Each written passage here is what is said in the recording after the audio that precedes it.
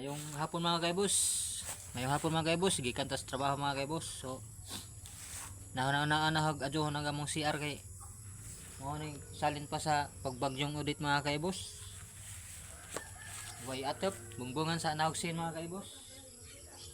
Naguba na sa pagbagyong audit.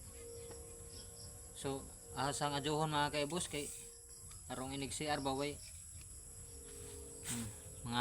mga dalagita ra ba aking mga kids. So mao rin ni kaibos. Extension na naho dari mga kaibos.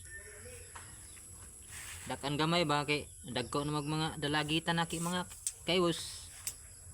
So mao rin to pohon mga kaibos. Update ra muna ho. Ug unsa nay porma sa ang CR ba CR kay wa nay atop. Panday man tamong maningkamot to tag tarang pud ni kay lisod pud. Salamat kay boss, amping sa kanunay. Padayon ra gihapon ta sa atong panginabuhi mga kay boss. Amping, God bless everyone. Thank you.